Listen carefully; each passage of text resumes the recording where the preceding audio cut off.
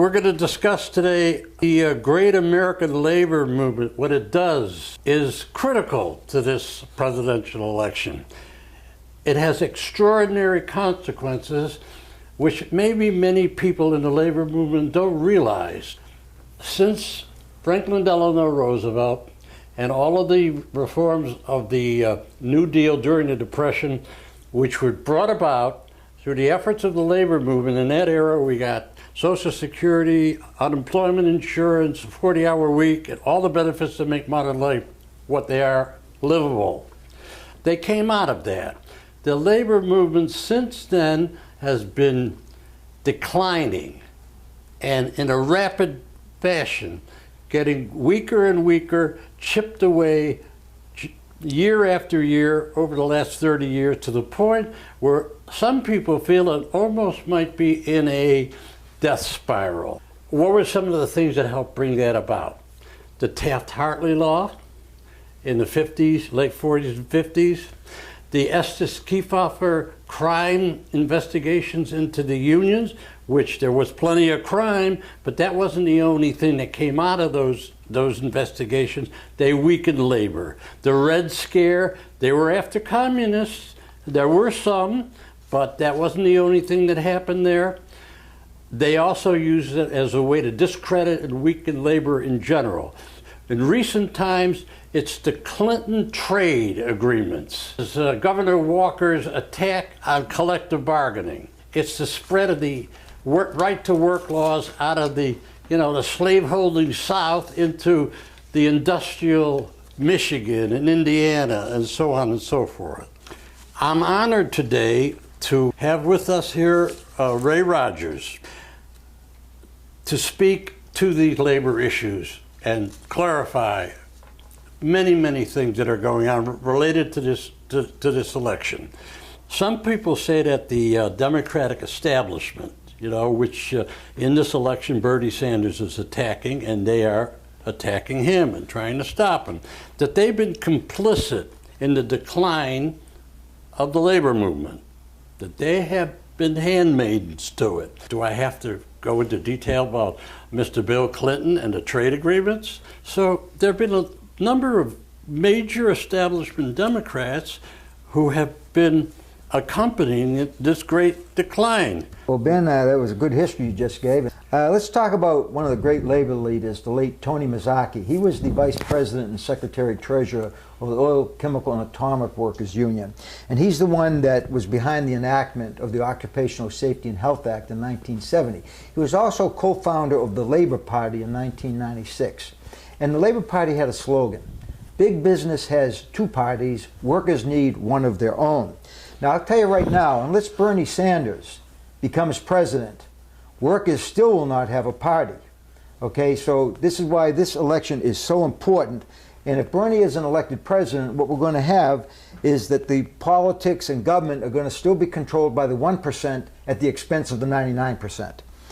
Now, when Bernie announced his run to become president, I'm just going to read you something he said. I want to make sure I make it real clear in Bernie's words. Bernie said, "I don't believe that the men and women who defended American democracy fought to create a situation where billionaires owned the political process. And this country is really becoming more of an oligarchy or plutocracy. A small group of very rich people control the political process and our government to the expense of the 99%. Now, from the time that Bernie was a mayor in the 1980s in Vermont to the last 25 years as a member of the House of Representatives and now senator, he has been a staunch supporter of labor. And he deserves the support of every labor union leader and every worker out there, because he has been clear on where he stands on issues that protect workers and make sure that there is income equality for everybody, make sure there's a distribution of wealth. And this is what Bernie's about. He has lived that life. Now, no one in Congress has a better record on labor issues than Bernie Sanders. Now, I'm not just saying that. The AFL-CIO has said it. I also, when IBEW Local 1837, just before the New Hampshire primary, endorsed Bernie Sanders, and they endorsed him before the New Hampshire Democratic primary and the Maine Democratic caucus, okay, because they represent members in Maine and New Hampshire. And Bill Tarillo, the president, the local president of this local, he said this of Bernie Sanders. He said, Bernie Sanders has a 35-year record standing shoulder to shoulder with workers and supporting the labor movement. We recognize the tremendous work that Senator Sanders has done supporting the right of unions to organize, fighting against unfair trade deals, and support of higher wages for working people. These are all things he's been a steadfast supporter of. And then President Tarillo said, Bernie Sanders has the best labor record of any presidential candidate in more than a generation. Now that's a lot to be said by somebody running for president by labor leaders around this country. Now, you mentioned international trade agreements. Where has Bernie stood on those? Well, we've got the North American Free Trade Agreement, we've got CAFTA, we've got what they call the PNTR with China, we've got the Trans-Pacific Partnership.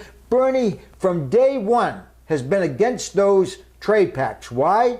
Because they send jobs outside the U.S., they bring workers down, not only in the U.S., but around the world to the lowest common denominator. I mean, they'd like to see us all in conditions, quite frankly, of being slaves to the corporations. That's what this is all about. And he's been steadfastly stood up against them.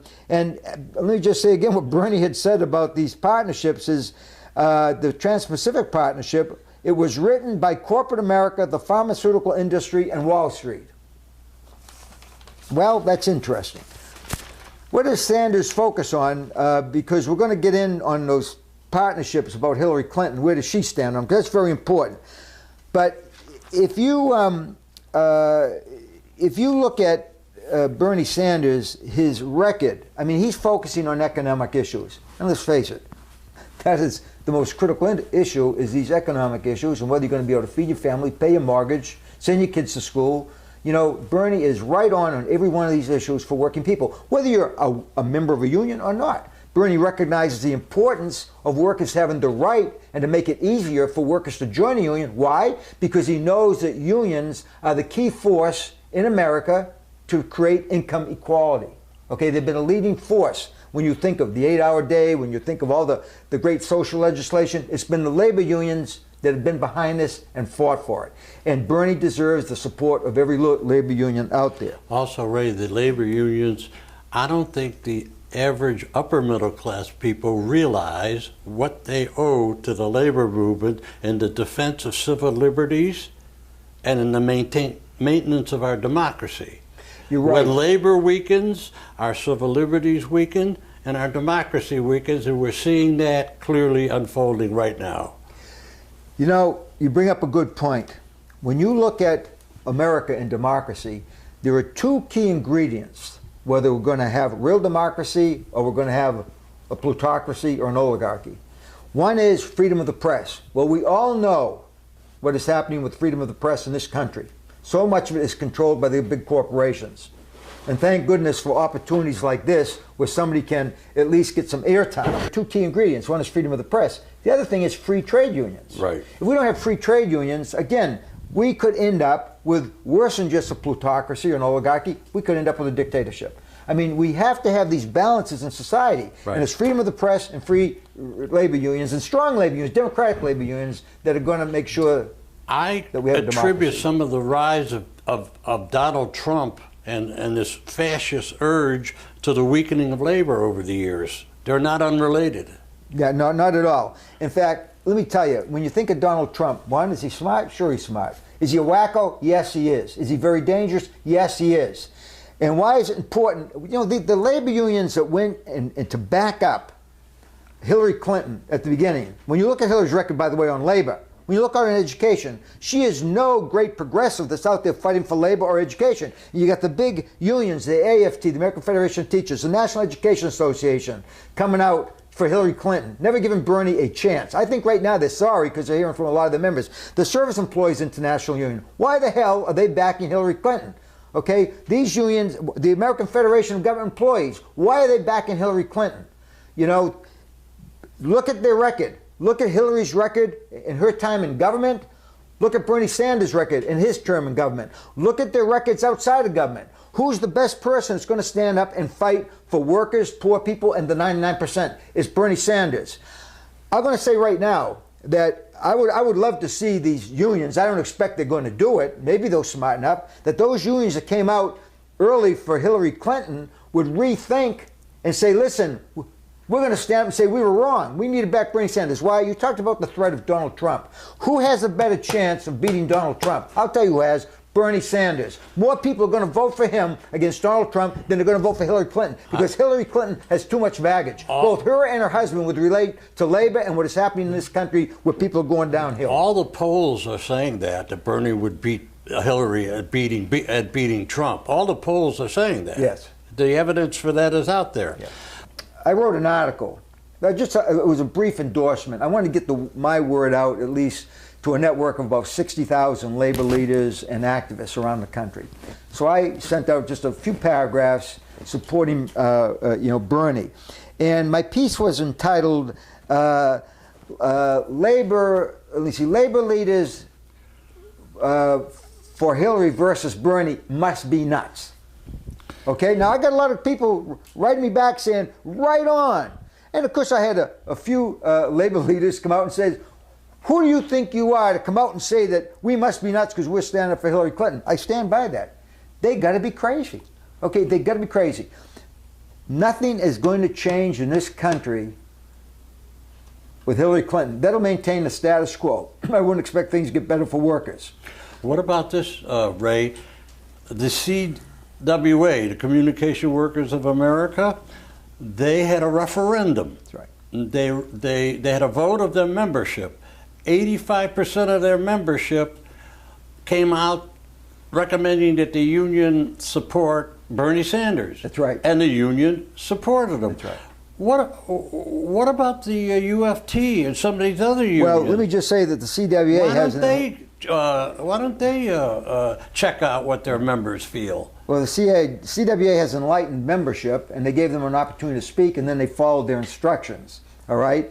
And I wish other labor unions would do the same. I know that some other key labor unions have support Bernie. The American Postal Workers Union, the Amalgamated Transit Union just came out, for Bernie Sanders. The interesting thing is there was a meeting in Las Vegas, okay, before the primary out in Nevada. And they brought in labor leaders. Randy Weingarten was there. Mary Kay, who was from the head of the SEIU, was there. Lee Saunders, the head of ASME, was there. Others were there. And they actually, and they were meeting, from what I understand, in the Clinton campaign office. All right? And they were talking about, we're running into a little bit of a problem. A lot of our members are very upset that we came out, Hillary, and endorsed the campaign, your campaign, where we didn't give them any real input into the process. Now, I must say that there are a number of locals within these national unions that are coming out and they're saying, we don't care what our international union did, okay?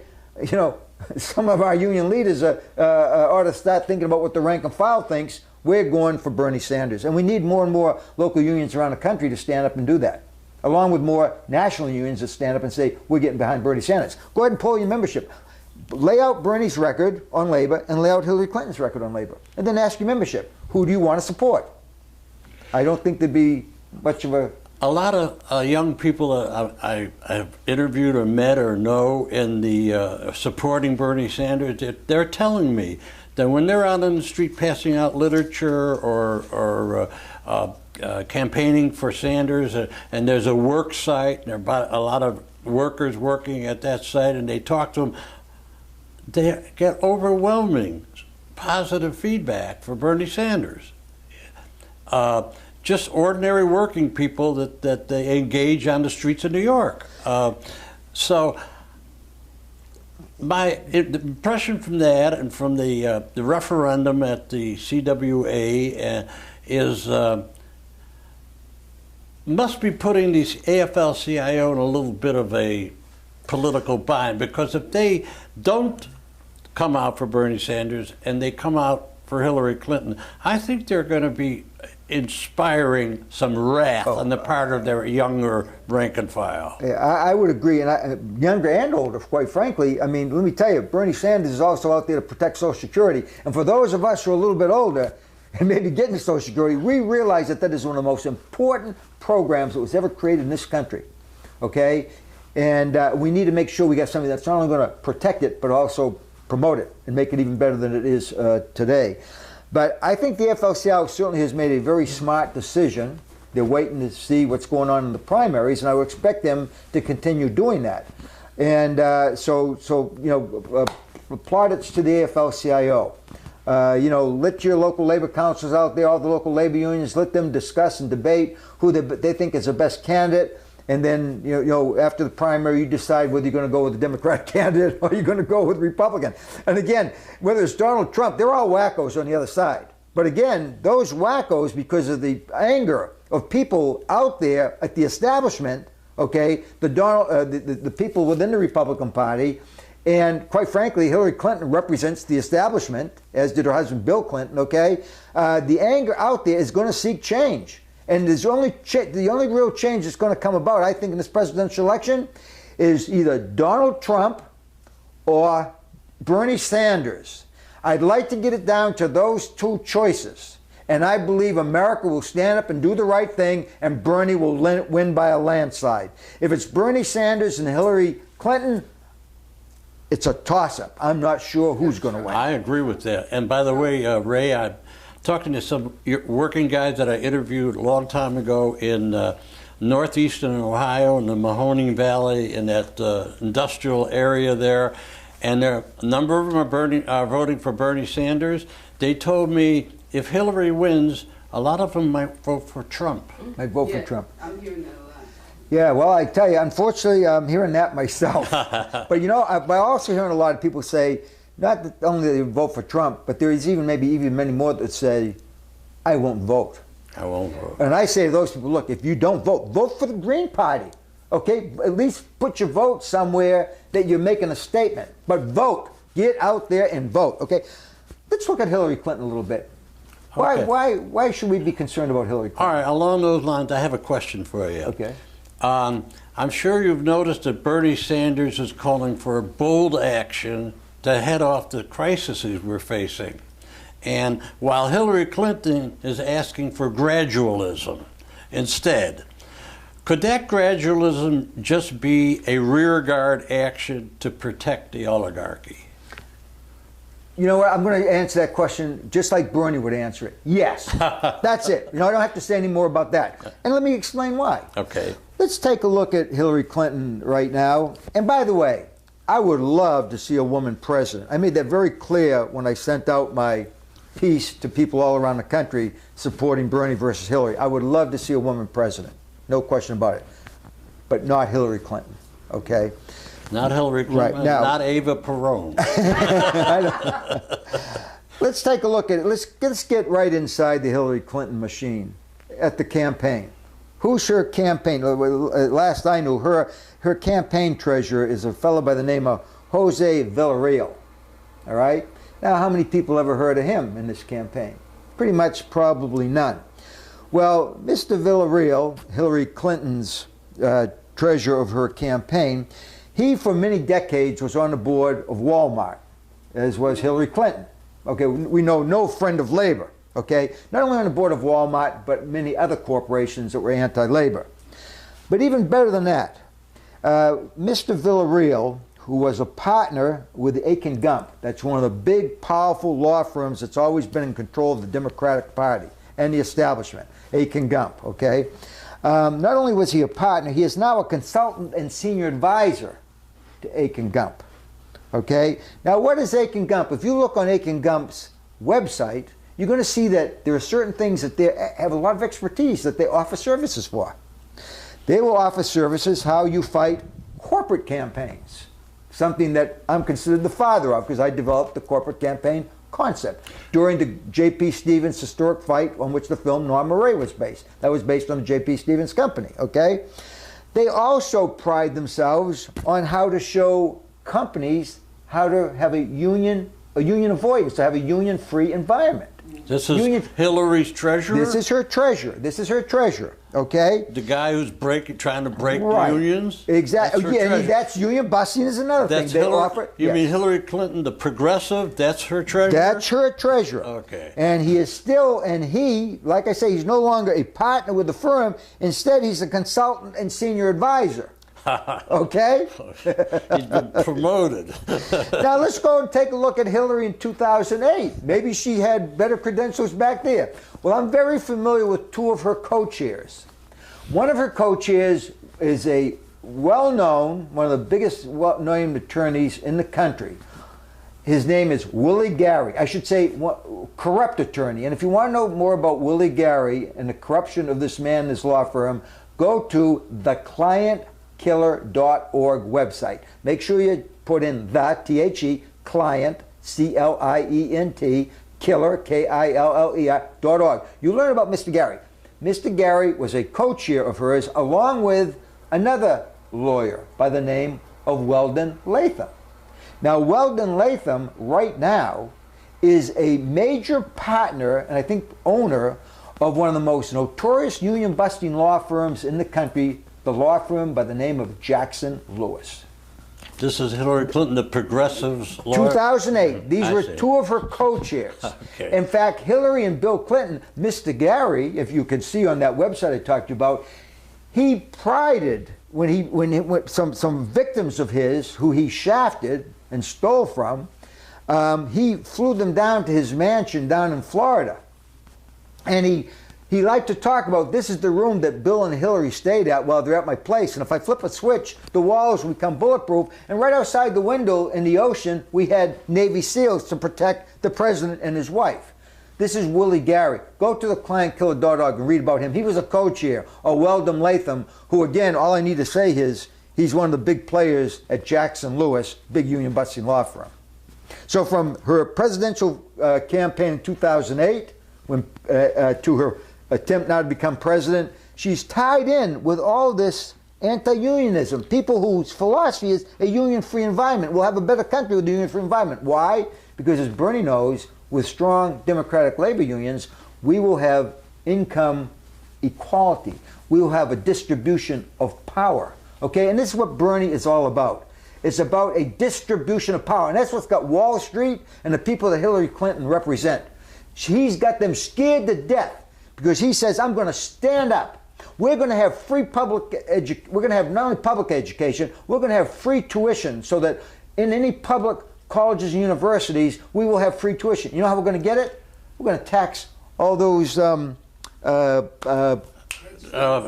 stock speculation. Yeah, stock transaction stuff. All these transactions, right? Yes, my mind. That will hardly break them, you know. Yeah, it will hardly break them. A huge amount of money but for everybody just else. imagine all the kids from poor and working families, okay, that can now get a college education. Right. I tell you, I went to an inexpensive college called the University of Massachusetts, and thank God, I would have much rather gone there than Harvard or Yale, okay? And believe me, we need public education, and Bernie, a lot more than Hillary Clinton, stands up not only to improve public education with programs for children from the moment they're born and taking care of the mothers and everything, and the progression of child care and early childhood education. He's lived this. This is what he's about. This is not what Hillary Clinton is about. Why is the AFT, why is the NEA supporting Hillary Clinton and not Bernie Sanders? And thank goodness the rank and file, much of the rank and file is not. But there's a lot of rank and file out there that'll go the wrong way because they're looking at the leadership for leadership and they're not getting leadership. Don't they know what you just said about some of the operatives for the Clintons that are union busters? Are you the only one in America who knows that? Well, you know, if I was the head of the unions that came out for Hillary Clinton early on, they should have done their due diligence, they should have done their research, and they should have said, wait a minute, we're not going to improve conditions. We're going to still have a divided society. The rich versus the poor, 1% versus 99%. Actually, the 1%, even then, I think it's maybe a half of 1%. I mean, the 99%, I think, maybe even be bigger than that. Yeah, it's one-tenth and it's sad. of 1%. Yeah, look, we're doing this interview here in New York City. You can't walk hardly around a block without walking over homeless people. Men, women, and children. They're all over the city. They claim that there's something like 100,000 homeless, there's 60,000 in shelters and stuff. Why? In America? And yet Donald Trump, he's got his Trump Tower. Of course, we should give Donald credit. He knew how to exploit workers because the ground that building is on was written about recently, and it was done by immigrant Polish workers. They're some of them, I understand, were in the country illegally, but I think a worker is a worker and they deserve to be paid. And he cheated. He cheated the workers out of pay. He cheated them out of everything. Okay? This is what Donald Trump is about. And he loves immigrant workers when he can exploit them. He hates immigrant workers when he can go after all the bigots out there and use it as an issue to rally people around. Okay? And it's a sad commentary on what that man is about. I could never understand how Donald Trump has gotten as far as he has, by the way, and that's why Bernie Sanders is so important that he's run against Trump, because he can beat him. And I don't think Hillary Clinton necessarily can. And if she does, we're not going to have the kind of change that we need. Donald Trump is a Frankenstein monster that the media created. He knew how to manipulate the media. He knew how to get attention. When you got media power, you got power, Ray. Well, you know, you're very right there. The unfortunate thing is that people whose face show up a lot on TV, it's all about image. Unfortunately, people never listen to the issues. And that's why these union leaders make a mistake, that they're not out there really talking to the members about what the real issues are. What they're saying is the unions have gone the wrong way. And the teachers that are supposed to be the most educated, they should be out there with their members, making sure that everybody is educated as to who Bernie Sanders is, what he stands for, who Hillary Clinton is, and what she and her husband, while he was president and she was first lady, what they have stood for. And it's all about, I mean, one only has to look at some other things. Look at where the money is coming from, okay?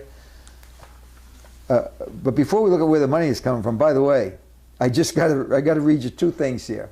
These are a couple that support Hillary Clinton, okay? This person that supports Hillary Clinton is Henry Kissinger, the warmonger. Right. Okay, now one thing about Bernie, I bet you we'll be in a lot less wars and we would have never ended up in Iraq. He's opposed to that. Hillary Clinton wasn't. And this warmongering attitude, she's got as, we might say, as big or whatever as the men who are willing to go to war, okay? Hillary Clinton would be the same way.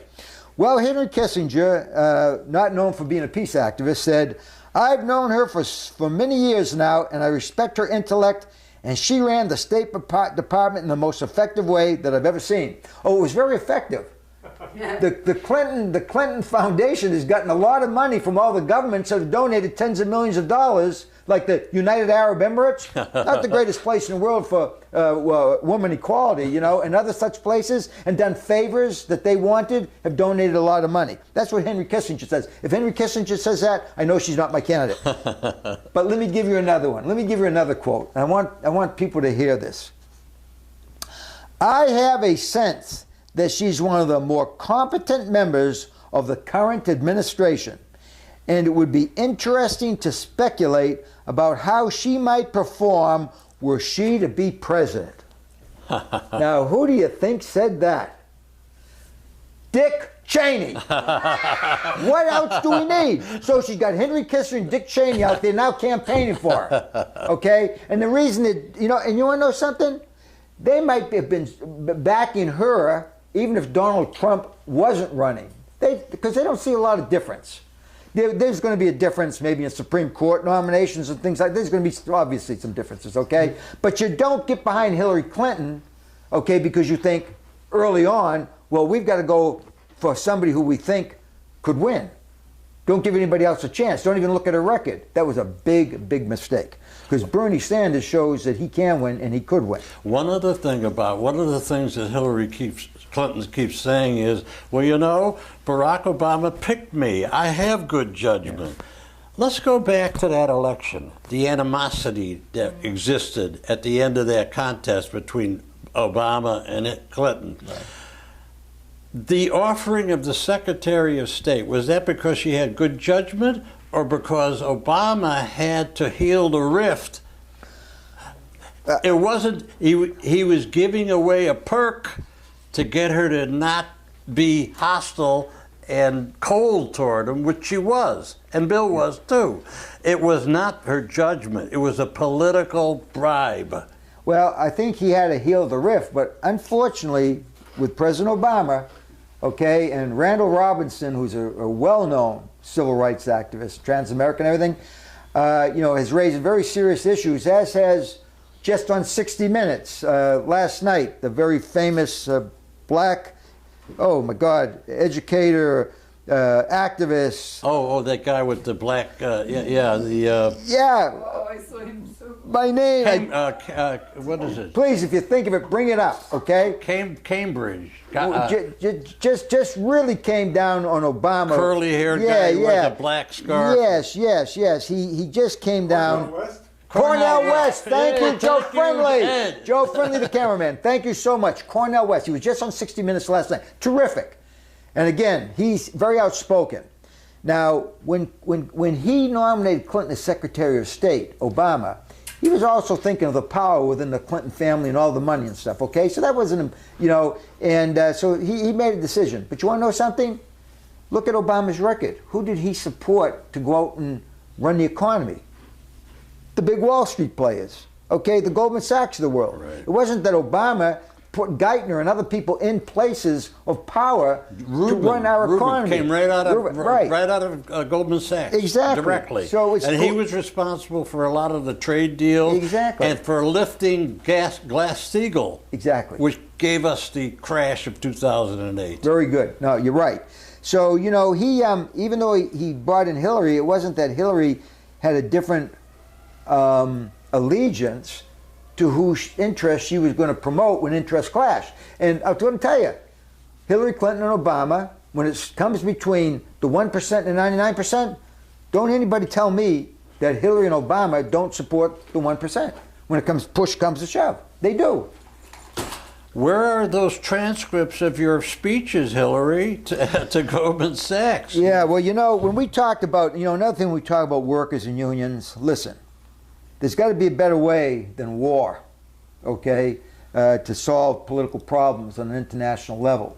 And one of the saddest things is this country's use of violence to resolve problems and the use of drones. Bernie Sanders is not going to be shooting drones over that, by the way, they're not so intelligent, they don't kill a lot of civilians.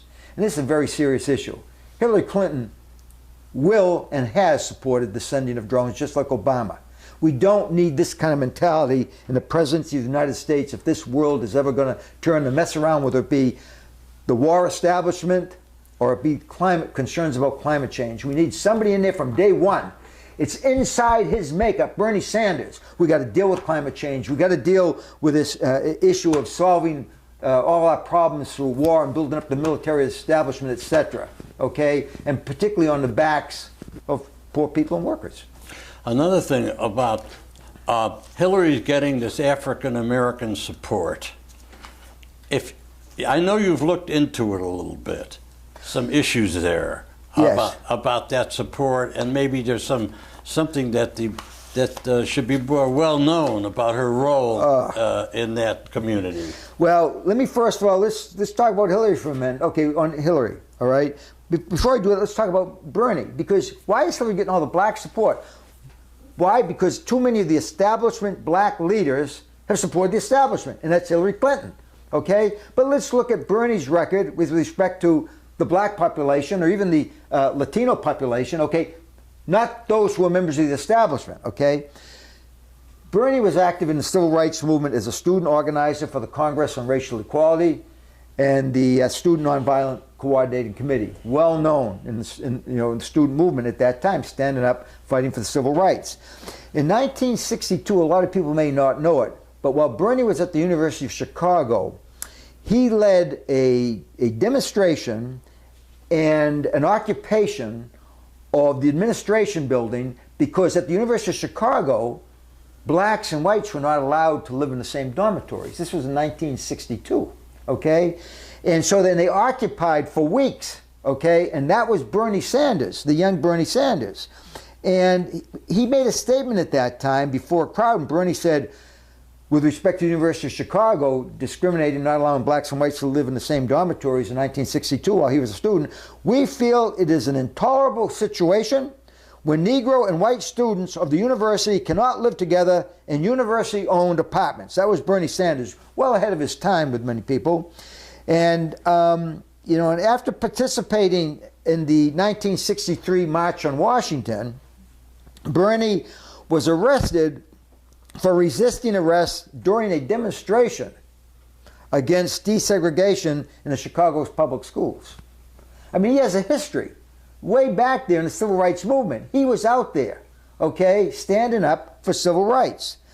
And like I say, his history is being involved not only in the civil rights movement, but very active in the anti-war movement. He also supported Jesse Jackson in his bid for the presidency, and he got Vermont to vote in the primaries for Jesse Jackson. Yes, and I'll tell you something else that Bernie does.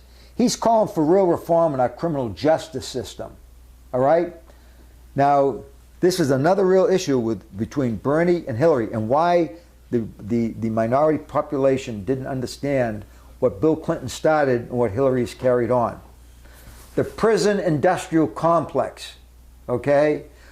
We have now an industry of private prisons. Bernie wants to end private prisons for profit, all right? Why? Because laws were created under the Clinton administration, okay, that helped to send more and more, mostly black and Latino people to prison for offenses, for nonviolent offenses. They did it around drug offenses, and so many people have been thrown in prisons and 3 strikes and you're out. That's fine for violent offenders. But we've got so many people, mostly black and Latinos, that have ended up in prison and built up this big prison industrial complex. Now, would Hillary want to shut them down? Well, Hillary Clinton gets a lot of contributions from GEO and the, what do they call it, the corrections corporations. The private prisons are giving her a lot of donations? Yes, the 2 big private, the GEO Group and the Corrections Corporation of America. They have given Hillary a lot of financing, and Hillary and Bill, through their policies, have made sure that there's plenty more people going to prison, and I guarantee you, it's the minority population that's being, you go into any of our prisons and you'll find that it's mostly minority population. And you know, Randall Robinson, whether it's Randall Robinson or Ray Rogers talking about this, again, Randall Robinson is a big name out there as a civil rights leader, okay? And, you know, he has made it very clear that the Clinton administration, he's tried to point out, they've gone beyond the pale, which has caused more and more, you know, black citizens to end up in prison. And I'll say black and Latino citizens ending up in prison. So this goes all the way back from Hillary Clinton in 1994, when she was calling for the need for more police and the need for harsher prison sentences and the need for more prisons. And then they come up with policies again. Again, I'm all for 3 strikes, you're out. You're a violent offender, maybe 1 strike and you're out. But again, they created a situation for nonviolent offenses, and even in many respects minor offenses, putting people in prison rather than realizing if you have a drug addiction, that's a health problem. And Bernie's made it very clear. We're going to have more institutions that are going to help people get off drugs rather than stick them to prison, have them go to prison, come out more of a criminal, probably get involved in drug trafficking in the South, plus go on drugs all the more. You know, so Bernie has a sensible policy to deal with that. Now let me say another thing when you talk about the whole issue of the issue with black support in Hillary Clinton. There was Bill Clinton pardoned a fugitive, I think it was around 2002 or 2001, by the name of Mark Rich. Mark Rich was a billionaire, and he made billions of dollars by selling oil to the apartheid regime of South Africa. He did a lot of other really bad things too. Okay? Bill Clinton pardoned this man. I can tell you right now, and I'm not saying this, I read a lot, I read articles, but Mark Rich, I think, died around 2013. But his family and his colleagues and the people around him are still donating big money, because they're part of the establishment, still donating big money to the Clintons and the Hillary Clinton in their campaign, okay, and to the Clinton Foundation. The Clinton Foundation is not, look, the Clinton Foundation, I'm sure, has done some decent work. But believe me, that foundation is protecting the family wealth, growing the family political power, okay? There's some real questions on its record keeping, okay? And where all the money is coming from and what the people are getting back for what they're donating to the foundation. And again, I'm talking not only about big corporate executives, but also governments that really have very questionable human rights policies. You know, when you look at where people are getting their money from, that says a lot in politics. And Bernie has gotten his money from millions of donors, like myself, who has donated $27. I'd like to donate a lot more, but I said, I'm getting my $27 in there. All right, so I did, all right? So I happened to look at there was a great article done, and it talked about Hillary and Bernie and where the money is coming from. And they did a 30-year, past 30 years, the donations. So here's where top 10 donor list for Hillary. Well, it starts out with Citigroup. Over the last 30 years has given her almost $800,000, as has Goldman Sachs. And I can go down the list, but there's billions and millions and millions of dollars. So I'm sorry, I said about $800,000, right? Okay, I want to make sure I didn't say million. $800,000, okay. So the big banks is 10 of them. And they're all the big financial players that have given Hillary all this money, ranging from almost $800,000 down to a pittance about $400,000. Now, where do Bernie's 10 top monies come from in the past 30 years? Well, it starts out with the IAM. He got $95,000 over the past 35 years. The Teamsters, $83,700. The UAW, $75,000. And the CWA, $65,000. That says a lot about whose interests you're going to protect and promote when the interests clash. Hillary's going to promote Wall Street and the big Fortune 500. Bernie's going to protect and promote the interests of the 99%.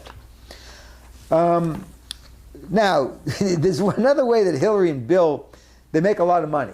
They don't just have to get donations to the foundation. They do speaking engagements. So what they did since 2007, between Hillary and Bill Clinton, from 2007 to 2014, they, quote, I got to put quotes around, earned. I think of earning, you actually work for something. It's not a payoff. It's not a bribe. They were sweaty hard, I know, sure. They, quote, earned more than $139 million from 2007 to 2014. I just saw an article recently that figure now is over $153 million. For speaking engagements. For speaking engagements. Man, they must talk fast and have a lot to say. This is why I think that Hillary does not want to. I saw a debate. They would like to get access to her speeches, right? And so I think, well, when everybody else gives their speeches, I'll give mine. So Bernie says, well, I haven't given any of those speeches. So turn yours over. I don't have any to show, okay? So, you know, look, Goldman Sachs for 3 speeches gave her $675,000. And they helped to lead the downfall of our economy, as did Citigroup and many of these others. So, we can go on and on and on. Oh, I have to mention the Clinton Foundation. Who are their biggest donors? Microsoft, well, we understand, right? Okay, Bill Gates. Walmart would be number 2. Microsoft runs up there like 26 million or more. Okay, Walmart and the Walmart Family Foundation, anywhere, because they do it and they don't give the exact amount, they do it. Wasn't she on the board of Walmart? Yeah, she was on the board of Walmart for years. Oh, yes. Right, the anti-union. Very anti-union. Okay, so our progressive right. lady there. So what they do is they give how much money a load to it. They give a range. Thank you, a range. So the range from Walmart ran from $2.25 million to $10.5 million. Okay. Coca-Cola gave from $5 to $10 million. Then Dow Chemical and Pfizer gave millions, as did Chevron. Now, I want people to understand when they think of where her allegiances are. And I know something about Chevron and Coca-Cola. There is a thing called the Campaign to Stop Killer Coke. People might want to go to the website killercoke.org about the horrible human rights abuses, let alone the use of massive illegal child labor, harvesting sugarcane for the sugar processes, to the fact that they aggressively market to children products that they know. This organization is something you started based on the murder of labor leaders in Colombia. In Colombia, right, in Guatemala. And but the other thing that Coke is very much involved in is aggressively promoting to children, even though they say they won't, is products that they know fuel the childhood diabetes, obesity, high blood pressure, tooth disease epidemics, okay? They know it, but they're out mass, okay? Now, If you drew a triangle, you could put Clinton's, Chevron, Coca-Cola, because they're all tied together very intimately. Just a few little things. Not only does Coca-Cola give a lot of money over to the Clintons, into the foundation, and they had one of their top senior executives leave Coke to help get Hillary Clinton's campaign kicked off for three months to donate her time. Really? Okay, she has since now actually gone somewhere else. But so Coca-Cola had the hand in that. Chelsea Clinton is on the board of IAC Interactive, which is Barry Diller's company. Barry Diller is on the board of Coca-Cola. Chelsea Clinton is on the board of Barry Diller's corporation and gets paid $300,000 just to sit on the board of directors. Okay, I'd say that's pretty tight. Coca-Cola's former Senator Nunn, a Democrat, a Southern Democrat, not one that I'd ever vote for, right? On the board of Coca-Cola. He was on the board of Chevron for many, many years. Okay, he's still on the board of Coke. He stepped down from the board of Coca-Cola, but what Coke has now is one of the senior executives who sits on the board of Chevron. So there are those close ties with top executives and board members of Coca-Cola and Chevron. Now, what is Chevron so well known for? For destroying much of the rainforest in Ecuador. And look, this is a big issue, but let me tell you something. Hillary Clinton had gone out of her way as a Secretary of State to say nice things about Chevron and not about what, in fact, undermining them being held accountable for what they have done, Texaco and Chevron, which Texaco became a part of Chevron, for what they did in the rainforest in Ecuador that has literally the health consequences to tens of thousands of people and the destruction of their way of life. And it's still there. They've never cleaned up these 1,000 oil pits. Okay, so those are just some of the things that evolve in the Clinton, Chevron, Coca-Cola. They're very intimately linked, not only through interlocks of board members and senior executives, a history of this, but also in the flow of money and also making sure you protect their interests. And Hillary Clinton is out there protecting the interests of Chevron and Coca-Cola, and they're standing up for Hillary. Ray, it's something. Okay, I'd like you to describe some of your experiences, some of the battles you've been through, some of the personal anguish that you had to go through, such as the Hormel strike, out there in the cold and everybody after you, putting you in jail. And let's hear a little bit about that, Ray. Fill us in. Well, I'm going to start out, first of all, when some of my labor history was that I had created new concepts of challenging powerful corporate financial entities. And first I did it in helping to really bring an end to a big struggle with a company called the Ferris Slacks Company. And this was back in the 1973-74. I created a whole new concept that I tried to get Cesar Chavez to go with in organizing a large-scale boycott. I was very effective. And then I got involved in the big J.P. Stevens campaign with the Amalgamated Clothing Textile Workers Union.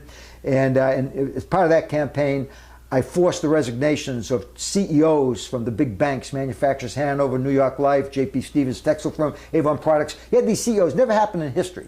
This was real muscle labor was showing. Nobody could understand it. They were taking down Wall Street, taking down the big corporations, okay? And after that, it was like, would I be the darling of the labor movement? Well, I would be if I could be controlled by the labor movement, okay? There was a big effort, by the way, by big corporations, the big auto companies, the big oil companies, Exxon, GM, Ford. When they sent somebody to me to meet with me, he was from a company called the Diebold Corporation, and they tried to co-opt me. They said the heads of these companies want to sit down and meet with me because I was all over the news forcing these resignations during this campaign, the kind of muscle that the labor unions were showing, and that they'd like to sit down and talk to me because I had such a great ability to relate to workers. And I sat there and I thought, I had 3 meetings with this person. And I finally said to him, you want to know something? I don't think I want to meet with him, and I'll tell you why. The only reason they want to meet with me is not to bridge the gap and do more for workers and poor people. They want to co-opt me, so I'll be a spokesperson for them. And I'll use my talents against workers and the poor rather than for them. And I said, no, that meeting's not going to take place. There was another effort to co-opt me. There's another long story when I got a free trip to England to become part of a big meeting to focus on the problems of the poor. And you had these heads of state, you had senators and members of Congress from the U.S., and there was me. There were 40 people like the UN. And when I stood up and said, I got one problem before we get started, out of 40 people here, they're all white except for one. And that's the one woman that's here. 39 white men, one woman who's from Pakistan, I think, or India. There's something wrong here. I never got invited back. Okay, but you asked me my struggles with the Hormel thing. I stood up against... Some of that was physical. Well, physical and vicious. I was the only person since the 1920s that got arrested and jailed for criminal syndicalism. Okay? And it turned out I went on a 5-day hunger strike and lost 12 pounds in solitary confinement in Austin, Minnesota. And as it turned out, that law that they arrested me and jailed me on was declared unconstitutional. It was off the books in federal, in federal courts, but it was still on the books in Minnesota. So my slate was clean. So the day that they declared that unconstitutional, I was arrested again and put in jail for another 5 days on trumped-up charges. And again, I was proved that I was not guilty of the trumped-up charges because they were trying to get me out of this big labor dispute. When the Hormel workers so-called loss, and I put quotes around loss or dispute, I'll say that they were up against the greatest forces probably any small local of 1,500 were ever up against. The big, powerful meatpacking company, Hormel, couldn't beat them. Bringing out the National Guard couldn't beat them. The local and state police couldn't beat them. I'll go on down the list. The fact that the AFL-CIO at leadership and the leadership of their own international union at the time, the United Food and Commercial Workers under Bill Wynn, they did everything they could to destroy that local and my organization. Okay? And we said, we're going to be standing when you're gone. Well, we're all standing. Bill Wynn passed away. Other people have passed away. Len Kirkland has passed away. But let me tell you something. It showed me the ugliness in the labor movement when you have these so-called labor leaders standing up, claiming that they're fighting for labor when they're really in the pockets of the other side. Let's put that. They certainly weren't standing up for labor. They were standing up for themselves. In fact, I got to remember the president of the UFCW at the time, we called him the Mr. T of the labor movement because of all the gold chains and diamonds, tie pins, rings that he was wearing. Despicable. And at one time I thought this was a pretty decent guy, but once I got to know them, I realized that we have some real problems. But believe me, I'm very pro-labor, and it's a very difficult job to be a labor leader. I think you've earned a right to speak for labor, Ray. We've watched politics in this country in the gridlock where nothing gets done, okay? And if we don't have a real leader in there that stands up and can bring all sides together and has a real vision, nothing is ever going to get done. Bernie Sanders has a vision. And the reason we know that he'll stand by that vision and go out and promote it is because it's what he's lived. It's about equality. Is about everybody, the rights of everybody, whether you're a minority, whether you're a woman, whether you're a man. It's about equal rights. It's about pay equity. It's about the distribution of wealth and therefore the distribution of power. That's what Bernie's about, and that's why we need to get this man. What an opportunity. We have an opportunity in history like we haven't had maybe since the F. Franklin Delano Roosevelt days. We have an opportunity in history to put somebody in the presidency that can cause real change, the type of change that this country and this world needs. And don't say back Hillary because you think that she's the only one that could beat Trump. Maybe you thought that before Bernie got out there and his campaign got to be as big and as visible as it has. But you had an obligation to look at who the candidates are and what their records are. Hillary Clinton's record for labor is, in the 99%, is not good. Bernie Sanders' record for the 99% from day one, it's a part of his body, a part of what he is. That's the person we should be supporting. Don't even give Hillary Clinton a consideration if you believe in standing up for the 99%. Ray, thank you so much for coming on and letting us know what's on your mind here and your message for working people out there. We all appreciate it very much. Ben, I want to thank you, and I want to thank Joe Friendly for this opportunity. Yes, thanks, Joe.